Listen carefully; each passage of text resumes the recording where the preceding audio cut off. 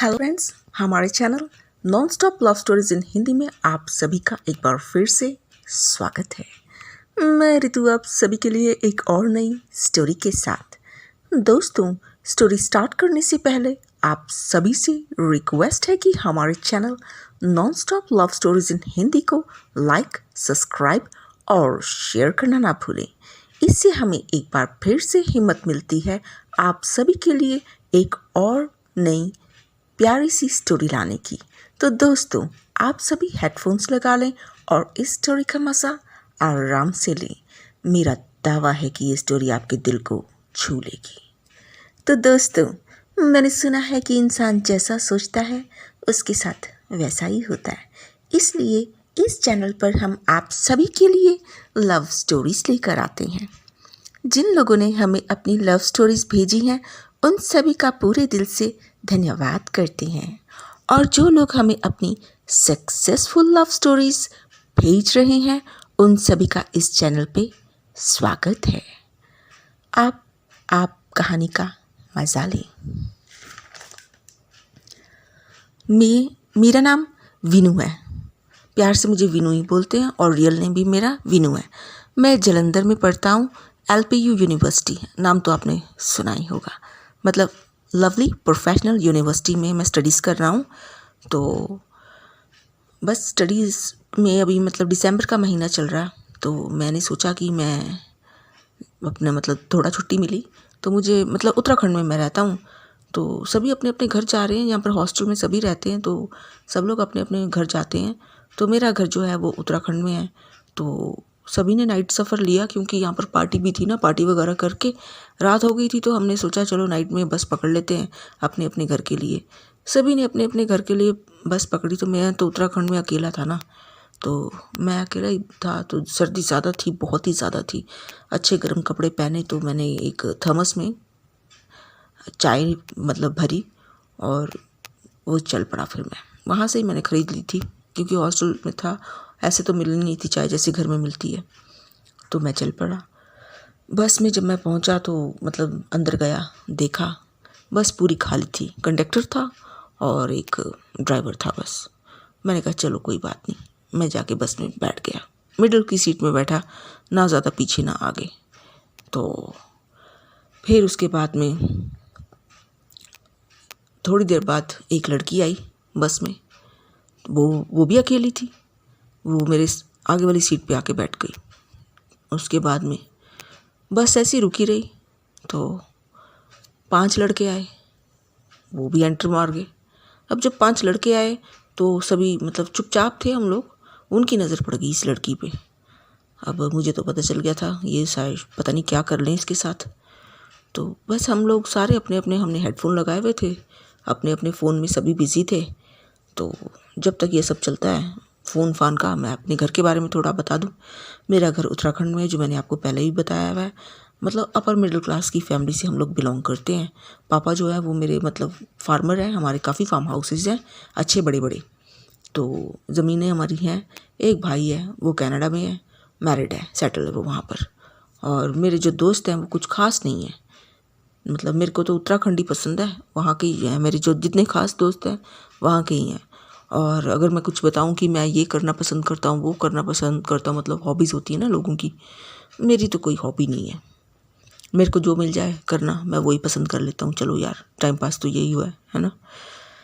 तो अब मैं बताऊँ, अब हम लोग सभी अपने अपने मतलब फ़ोन में बिज़ी थे, पर इन 5 लड़कों की आँख इस लड़की पे थी। तो मैं जाके इस लड़की के साथ बैठ गया। अब उन 5 को थोड़ा ऑब्जेक्शन हुआ कि हाँ जी, ये मिस्टर क्यों बैठ गए इस लड़की के साथ। उस लड़की ने भी मुझे एक बार देखा तो वो अपने मतलब मोबाइल पे शुरू हो गई। तो उसको थोड़ा सा शायद बुरा लगा, पर मैं जाके उसके साथ बैठ गया। तो वो 5 लड़कों का ग्रुप था और वो 5 हमारे आसपास बैठ गए। तो उनकी नज़र जो थी इसी लड़की के ऊपर थी। बार बार कुछ ना कुछ उन्होंने बात करनी, तो कोई ना कोई चीज़ निकालनी, तो आपस में खानी। तो हमें भी पूछ रहे थे खा लो, हमने कहा नहीं, हमने नहीं खानी। ना मैं बोल रहा था हाँ ना वो। तो सफ़र ये बहुत लंबा था, 8.5 घंटे का सफ़र था, पूरी एक तरह से पूरी रात का। मुझे तो पता नहीं ये लड़की इस रात में क्यों आ गई, वो भी रात का सफ़र तो बिल्कुल भी सेफ़ नहीं होता। चलो वैसे अगर हम लोग कह लें कि पहाड़ी जगह का सफ़र सेफ़ होता है, लेकिन ये पता नहीं कैसे लड़के आ गए थे बीच में। अब मैं कोशिश कर रहा था शायद इस लड़की को मैं बचा सकूं। तो अब वो हम लोगों से बहाने बहाने से बात करने की कोशिश करने लगे।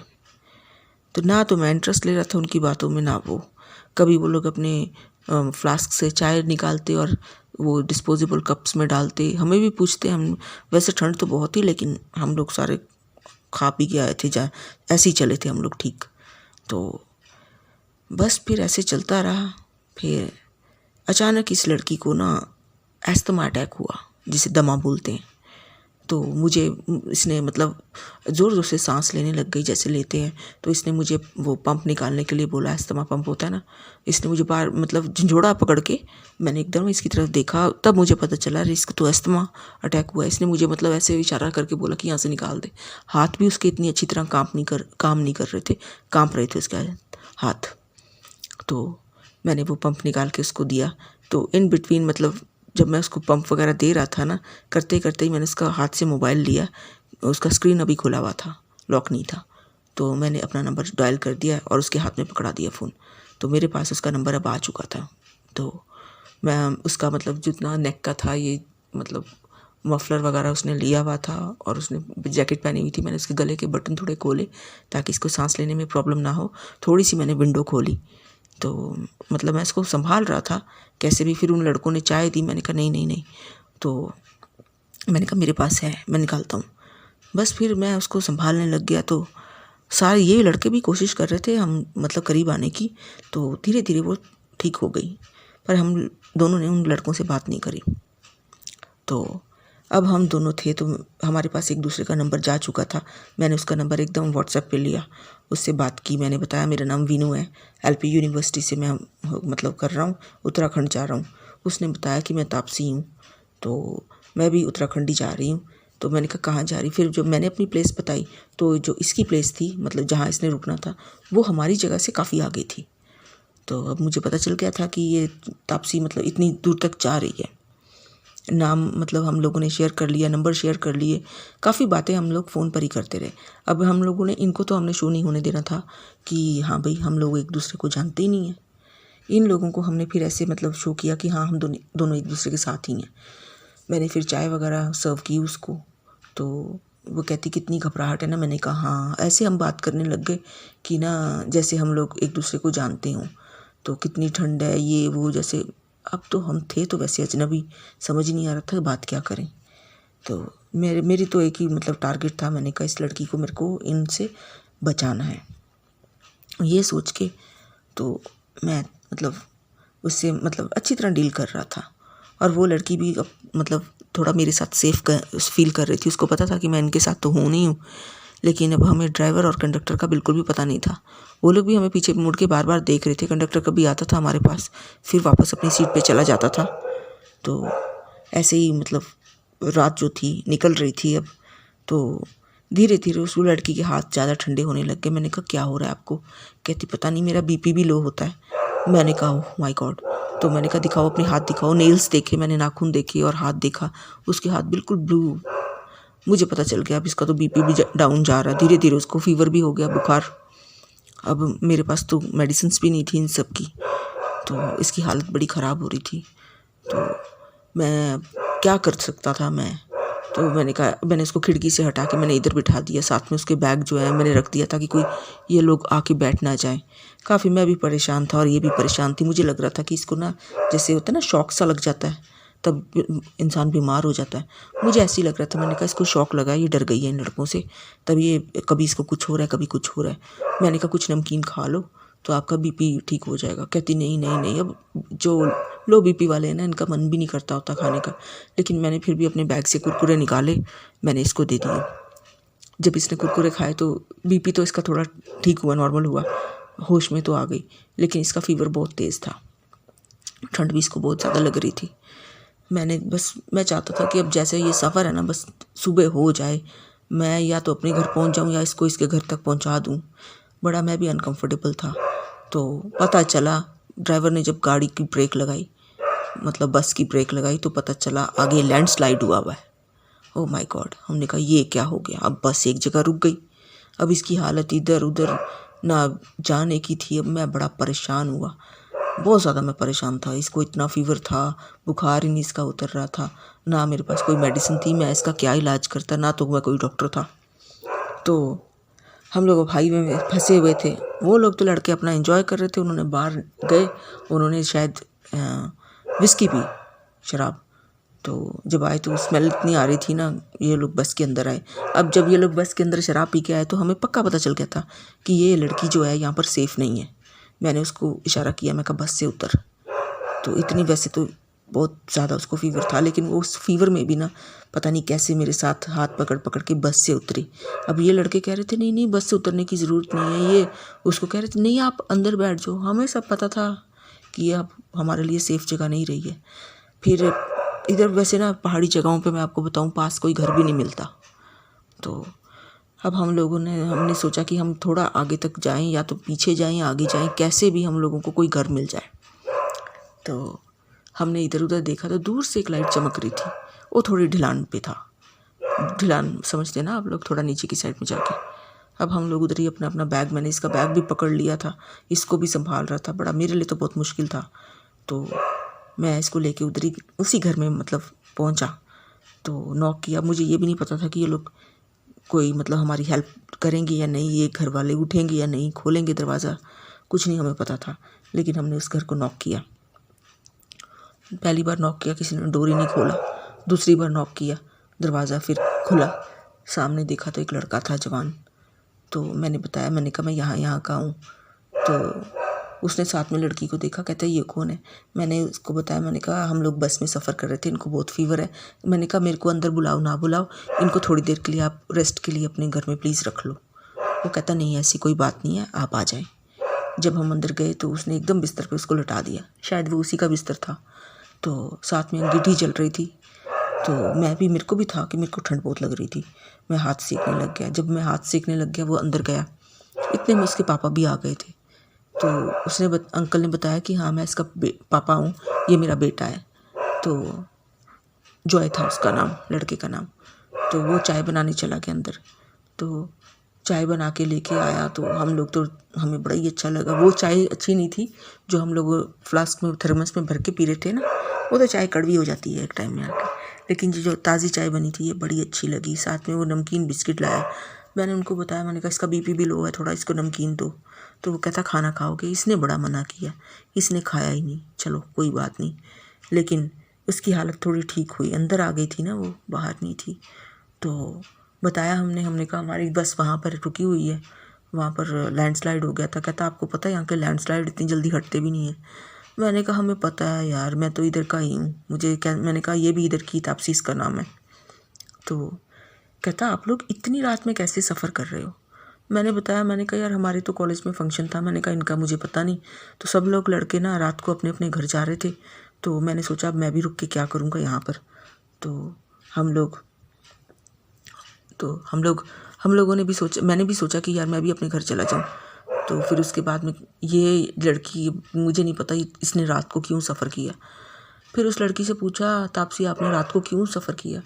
वो चाय पीते पीते उसने बताया, कहती हमारा हॉस्टल ना खाली हो गया था आज, तो मुझे हॉस्टल में रात को बहुत डर लगता है। तो मैंने सोचा यहाँ पर अकेले रहने से अच्छा मैं बस में बैठ जाऊँ। मुझे पता नहीं था बस बिल्कुल खाली होगी। तो मैंने उसको बोला, मैंने कहा या अब तो मैं था, तो अगर मैं ना होता फिर। वो चुप हो गई। फिर हमने उनको बताया, हमने कहा ये 5 लड़के हैं, हम लोगों को ना परेशान करने की कोशिश कर रहे हैं। जब तक हमने बताया था तब तक वो लड़के घर के आसपास घूम रहे थे। कभी वो खिड़की से देख रहे थे, कभी वो नॉक कर रहे थे, डोर अंदर आने की बात कर रहे थे। अंकल ने आने नहीं दिया। अंकल कहते यहाँ पर 2 लोग ऑलरेडी हैं, हम अपने घर में किसी को नहीं घुसाएंगे। फिर पानी मांग रहे, कभी कभी कुछ। हमें पता चल गया था ये मतलब ज़्यादा परेशान करने लग गए ना। उनका बेटा बेचारा गया बाहर, उसने बोला कहते अब दोबारा यहाँ पर नॉक नहीं करना, कुछ नहीं मिलेगा यहाँ से। तो उनको शर्म आ गई, वो चले गए। तो अब हम लोग अपने घर में हमने कॉल करके अपने अपने घर में सब बताया दोनों ने कि हाँ यहाँ पर लैंडस्लाइड हो गया है, हम आ रहे थे। अब पता नहीं यहाँ पर जब रास्ता जो हाईवे है ओपन होगा तभी हम आएंगे। तो मम्मी डैडी उसके भी परेशान हो गए थे, वो तो बेचारी लड़की थी ना। तो मैंने फिर बात करी, मैंने कहा आंटी आप फिक्र ना करें, मैं यहाँ का ही हूँ। तो मैं देख लेता हूँ कि आप बिल्कुल टेंशन ना लो, आपकी बेटी सेफ हाथ में है। आंटी का थोड़ा सा मतलब अच्छा लगा उनको मेरी बात सुन के। उन्होंने बताया, कहते बेटा ये बेहोश हो जाती है, इतना बीपी इसका लो होता है, बीमार रहती है। मैं कहा हाँ आंटी, यहाँ पर भी ऐसा ही हाल है इसका। तो सुबह हुई तो यहाँ पर पास में ही हॉस्पिटल था, तो हॉस्पिटल तो खैर उसको लेके जा नहीं सकते थे हम लोग, तो मैं और जॉय गए। हमने दोनों ने वहाँ से डॉक्टर लेके आए। फिर डॉक्टर ने उसको देखा, मेडिसिन दी, तो ठीक हुई वो तापसी। पर इधर हाईवे जो था वो वैसा का वैसा ही था। फिर हम लोगों ने जितना देर मतलब 2-3 दिन तक हाईवे ऐसे ही पड़ा रहा, मतलब लैंडस्लाइड हुआ था। तो हम लोगों ने खाना वहाँ पर बनाते रहे, हम लोग खाते रहे, चाय वगैरह पीते रहे। बड़ा अच्छा सा टाइम निकला जैसे पहाड़ों में निकलता है। अंकल भी बड़े अच्छे थे हमारे साथ। तो 3 दिन बाद जब यह हाईवे ओपन हुआ तो वो लोग कहते कि चलो आओ बस में, कि अब तो मतलब हाईवे ओपन हो चुका है। अंकल ने बोला, अंकल कहते ऐसा करो आप जाओ, हम लोग यहाँ पर देख लेते हैं। कहते हम ये लोग हमें जानते हैं, आप बीच में मतलब अंकल ने उनको समझा दिया कि ये लोग हमें पहले से जानते हैं, आप मतलब अब इनको छोड़ दो। तो वो ड्राइवर और वो कंडक्टर भी बोलने लग गया, कहते नहीं नहीं, इन्होंने यहाँ तक की टिकट लिया है, इनको वहाँ अपने अपने घर पहुँचाना हमारा फ़र्ज़ है। अंकल कहते देखो हमें तंग मत करो, नहीं तो हम पुलिस बुला लेंगे। अब वो हट ही नहीं रहे थे, अंकल को फिर ऐसे बोलना पड़ा। तो फिर वो अपने अपने रास्ते पे फिर वो लोग चले गए। तब हमें पता चला ये ड्राइवर और कंडक्टर भी इनके साथ ही मिले हुए थे। तो उसके बाद में फिर मैं अपने घर में तापसी को लेके चला गया। तापसी को मैंने मिलवाया मम्मी डैडी से।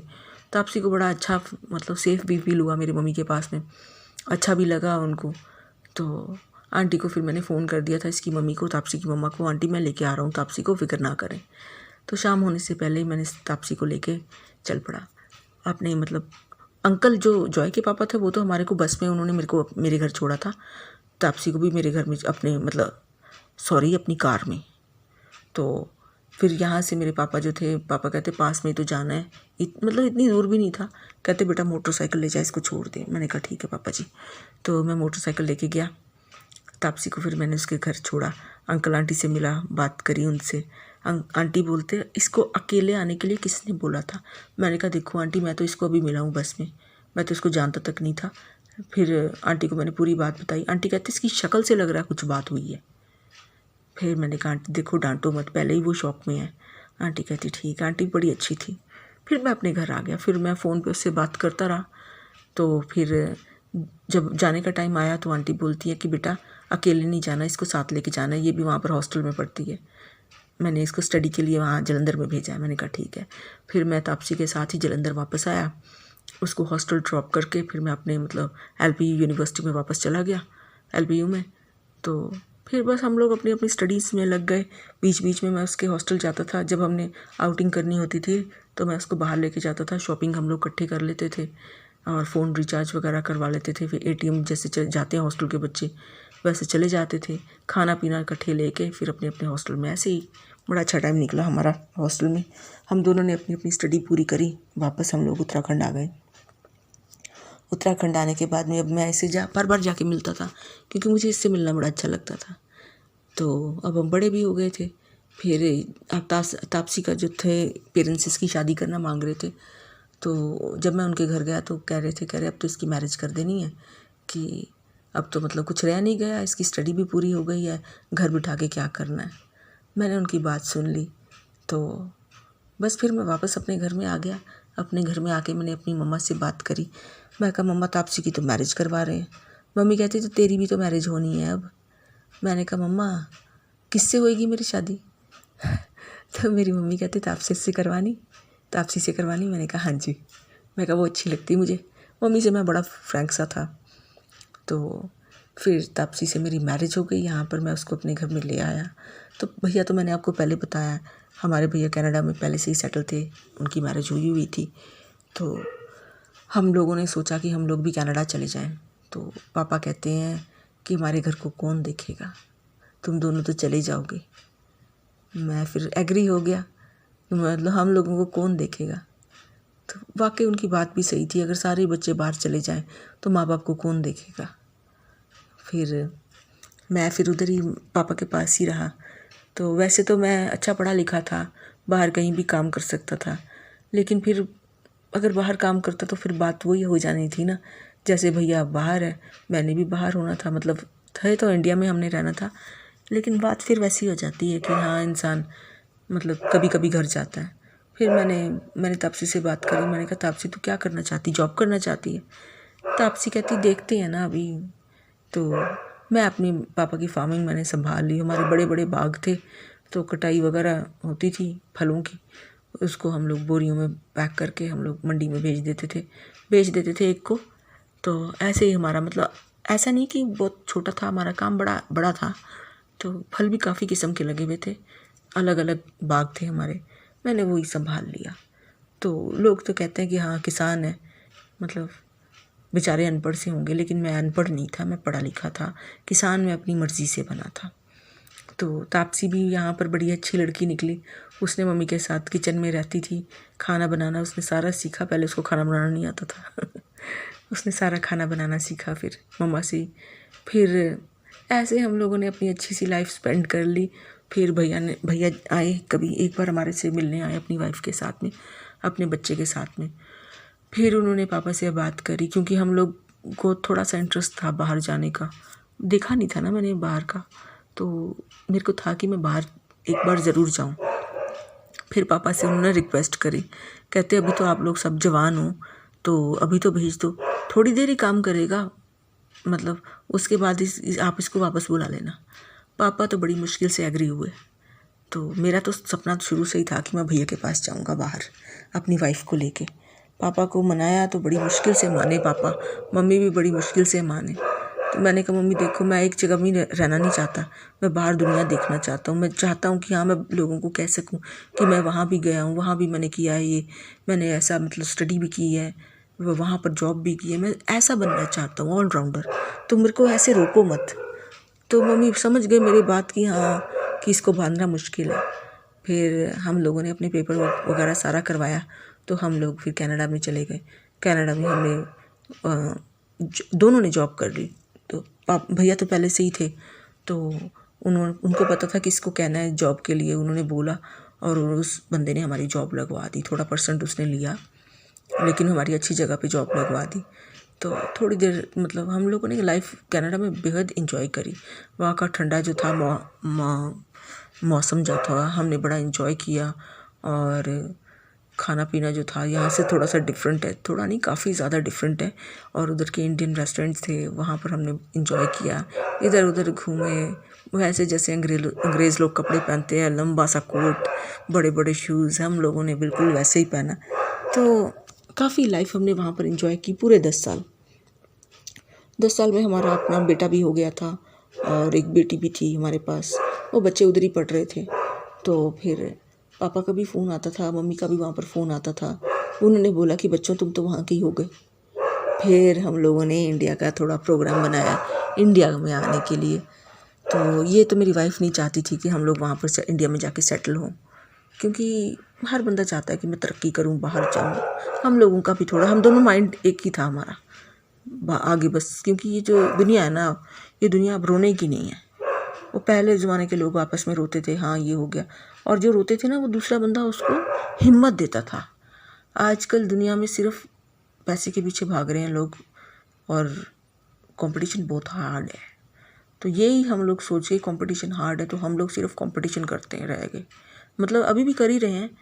तो हम लोग मतलब कंपटीशन हार्ड है तो हम लोग कंपटीशन में हमेशा बने रहते हैं। तो फिर हम लोग इंडिया वापस आए। इंडिया में आके पापा मम्मी से मिलके बेहद अच्छा लगा। जब हम इस बार वापस आए, ऐसे जब मैं कॉलेज में वापस आता था ना तो इतने लोग मिलते नहीं थे, लेकिन जब इस बार मैं वापस आया तो पता नहीं जो बड़े बड़े शहर के लोग भी आए हुए थे ना हमारे टाउन में, वो भी सब इतने मिले ना प्यार से कि पता नहीं हम लोग कौन सी जंग जीत के आए हैं। तो हमें भी बड़ा अच्छा लग रहा था कि हाँ भाई हम लोग बाहर से आए हैं और हमारा इतना बड़ा वेलकम हो रहा है। पापा ने बहुत बड़ी पार्टी रखी थी, जैसे कि घर में शादी हो। तो जो बच्चे थे मेरे वो तो अंग्रेज़ों जैसे ही थे, तो मेरी मम्मी बड़ी खुश हुई। फिर मेरे पापा ने जब बच्चे देखे ना मतलब मेरे, तो वो कहते कि बेटा ये लोग बाहर इनकी पढ़ाई हो जाए तो अच्छा है, अब मतलब तुम उधर ही रह के थोड़ा इनको स्टडी वगैरह कराओ। मैंने कहा ठीक है। काफ़ी देर हम लोग इंडिया में हमने बहुत इंजॉय किया। मम्मी के हाथ का खाना, मम्मी के हाथ का अचार, चावल, दाल बड़ी इंजॉय करी हमने। अलग इंडिया का फिर अलग ही है ना, बंदा जो इंडिया में रहता है ना वो मतलब इंडिया में ही रह के खुश होता है। तो काफ़ी देर तक, जब तक हमारी छुट्टी थी तो हमने बड़ी इन्जॉय करी। फिर बच्चों की भी छुट्टियां ख़त्म हो रही थी और हमारी भी। हम लोग फिर वापस चले गए। मम्मी तो बड़ा रो रहे थे, लेकिन वापस जाने में लाइफ थी हमारी।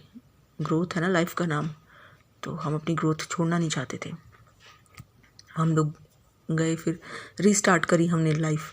जब फिर हम ऐसे ही देखते देखते टाइम कहाँ से कहाँ निकल गया। कितनी दिवालियाँ हमने, दिवाली का होता ना फेस्टिवल, कितनी दिवाली हमने कनाडा में ही सेलिब्रेट करी। मम्मी बेचारे पापा दिवाली वाले दिन फ़ोन करते थे, वीडियो कॉल। हाँ बच्चों कैसे, अब हम क्या बताएं कैसे। वो जो चीज़ होती नहीं जैसे जो इंडिया में होता है, लेकिन वहाँ पर भी आधे से ज़्यादा इंडिया तो वहाँ पर भी है। तो उन लोगों के साथ हम लोग दिवाली मना लेते। अब मम्मी कहती कि बच्चों की स्टडी हो जाए तो आप लोग वापस आ जाओ। मेरे बच्चों की दोनों की जब +2 हो गई तो अब इन लोगों का टारगेट था कि हमने ये बनना है। अब मैंने मेरी ज़िद पकड़ ली मैंने, क्योंकि मेरे मम्मी डैडी चाहते थे कि हमारे बच्चे जो हैं वो इंडिया में आ जाएं। तो हम लोग फिर वापस इंडिया गए। तो अब बच्चे बड़े हो चुके थे, मुँह भी इनका बड़ा हो गया था। तो हम लोग इंडिया में गए वापस। तो बच्चों ने मम्मी डैडी से बात करी कि हम लोग +2 तक हम लोग वहाँ पर ही पढ़े हैं, आप प्लीज़ हमें आगे पढ़ने दो वहाँ पर। तो भैया भी आ गए थे हमारे साथ ही, तो इनके भी बच्चे ऐसे ही आगे बहुत फॉरवर्ड। तो ये भी बच्चे ऐसे बोल रहे कि हम लोग शुरू से वहाँ रहे हैं, तो आप प्लीज़ हमको मतलब ऐसे स्टडी बीच में रोक के हमें आप इधर नहीं रख सकते। अब हम बड़े परेशान हुए, क्योंकि हम लोगों का टारगेट था कि अपना जो टाइम है अब हमने घर में निकालना है, हमने अपने माँ बाप को टाइम देना है, हमने अपने लिए टाइम निकालना है। ये सब हमने बहुत कुछ सोचा हुआ था, लेकिन हमारे सपनों पे पानी बच्चों ने फेर दिया। उसके भी बच्चे बोलने लग गए कि आप लोग हमारे साथ ऐसा नहीं कर सकते। मेरे भी बच्चे सेम वही एक ही ज़ुबान से बोल रहे थे। ऐसा लग रहा था जैसे हमारे घर में आधे लोग इंडियन हो और आधे लोग अंग्रेज़ हो। तो बात ही ठंडी नहीं हो रही थी बात। कितने दिन हो गए एक ही टॉपिक पे बात रहती कि हम बच्चे कहते हमने उधर ही रहना है, उधर ही पढ़ना है। तो अब कुछ ना कुछ तो निकालना ही था ना इसका। फिर मेरे भैया कहते हम दोनों भाइयों में से ऐसा करते हैं, हस्बैंड वाइफ दोनों में से एक के, या तो मैं या फिर छोटे तू विनू, तू और तापसी, या तो उधर चले जाओ बच्चों को साथ लेके स्टडी इनकी करवा दो, या फिर मैं चला जाता हूँ। फिर मैंने कहा जो स्टडी के बीच में भैया जो इनका इतना बड़ा बड़ा आएगा कि ये करना है वो करना है, खर्चे होंगे, वो कैसे संभालोगे। भैया कहते वो हम लोग देख लेंगे, कोई ना कोई चीज़ें बेचते रहेंगे, जब बच्चे मतलब कुछ बन जाएंगे तो वो रिटर्न हमें कर देंगे। हम लोगों ने फिर ये फैसला किया। तो नहीं तो हम लोग सोचते ना कि हाँ हम अपने बच्चों को पढ़ा के हम लोग टाइम पे वापस आ जाएंगे। ऐसा कुछ भी नहीं होता आजकल। जो जहाँ पर मतलब जितनी ज़्यादा अच्छी जगह मिले ना, लोग वहाँ पर ही कंफर्टेबल हो जाते हैं। यही हाल हमारे बच्चों का था। तो भैया और भाभी चले गए वहाँ पर, बच्चों को साथ ले गए। तो हमारे तो बच्चों को जैसे कोई फ़र्क ही नहीं था, वो बड़े खुश हो रहे थे हाँ हम वापस जा रहे हैं। फ़र्क तो हमें पड़ रहा था, ना हम अपने माँ बाप को छोड़ सकते थे, ना अपने बच्चों को छोड़ सकते थे। फिर बच्चे हमारे चले गए, टाटा बाय बाय हुई। तो दिल्ली एयरपोर्ट पर गए हम छोड़ने भैया भाभी के साथ में। फिर हम वापस आए। अब हमें पता चला इंडियन जो होते हैं वो इंडियन ही होते हैं। मतलब अंदर से रियलाइज़ हुआ ना कि हमारे तो सपने ये थे कि हमने तो ये सोचा था, और हम चले भी उसके ऊपर। हम लोगों ने अपने माँ बाप को टाइम दिया, हमने अपने आप को भी टाइम देना था, थोड़ा टाइम अपने घर में भी स्पेंड करना था। कह सकते हैं कि हम लोगों ने बुढ़ापा जो होता है वो अपने घर में हमने देखना था। तो वहाँ से जो बच्चे थे अब सिर्फ वीडियो कॉल आने लग गई बच्चों की। तो फिर बच्चों को जब मतलब हुई बात, इनकी शादियों की बात हुई, तो दोस्तों मैं आपको बता दूं अंग्रेज़ हो गए थे ये लोग। मतलब ये अंग्रेज़ बच्चे बन गए थे। इन्होंने शादियां भी अंग्रेज़ों से ही करवाई। फिर ये लोग जब हमारे घर आते थे, भैया भाभी भी आ गए थे थोड़े सालों बाद। फिर ये बच्चे जो हमारे घर में आते थे ये सिर्फ हॉलीडेज़ के लिए आते थे। इनको इतना ज़्यादा ख़ास लगाव तो मतलब नहीं था, उसके भी बच्चों को नहीं था हमारे साथ, हमारे भी। ये पक्के अंग्रेज़ बन गए थे।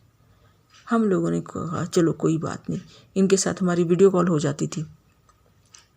ये लोग वहाँ पर ही सेटल हो गए, भैया भाभी भी आ गए। फिर ये लोग हमसे सिर्फ वीडियो कॉल पे ही बात करते थे। मतलब मेरा ये कहने का मतलब है कि जो अपने बच्चों को अगर उधर पढ़ाओगे ना तो बच्चे उधर के ही बन जाएंगे। फिर मुश्किल है यहाँ पर वापस लाने के लिए, तो सोचना भी मत।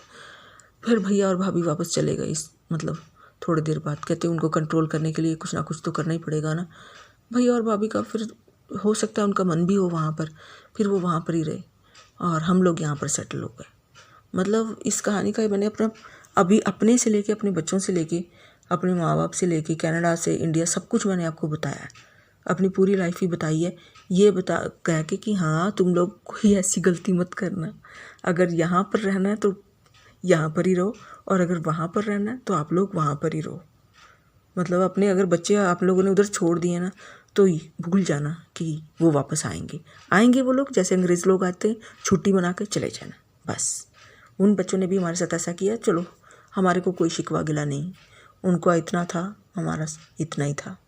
आते हैं अभी भी, थोड़ी देर के लिए आते चले जाते हैं, हम उनको बताते हैं ये तुम्हारी ज़मीनें हैं, तो वो लोग ठीक है हाँ हाँ करके चले जाते हैं। तो जो मेरा छोटा बच्चा है वो तो फिर भी कहता है मैं आऊँगा, आपके साथ रहा करूँगा। इतने में हम लोग खुश हैं। तो ये मेरी छोटी सी एक स्टोरी थी, आई होप आपको अच्छी लगी होगी। तो अभी तक हमारे साथ बने रहने के लिए धन्यवाद।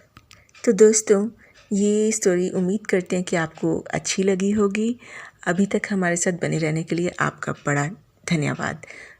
मैं अपने डिस्क्रिप्शन में अपना ईमेल आईडी ज़रूर रखती हूँ, तो आप अपनी स्टोरीज़ भेज सकते हैं और आप मुझे वहाँ पर कांटेक्ट कर सकते हैं। अगर मेरे से कोई गलती हो वीडियो पे, ऑडियो पे, तो आप मुझे बता सकते हैं। और थोड़ी टेक्नोलॉजी के कारण कभी कभी वॉइस जो होती है अप डाउन हो जाती है, तो उसके लिए आप मुझे क्षमा करें। तो आई होप आपकी जो सराउंडिंग्स है हमेशा प्यार से भरी रहें, आपके लव वंस हमेशा आपके साथ रहें और आपके साथ हमेशा अच्छा ही हो, इस उम्मीद से आपको बाय, टेक केयर, अपना ध्यान रखें। Okay, bye.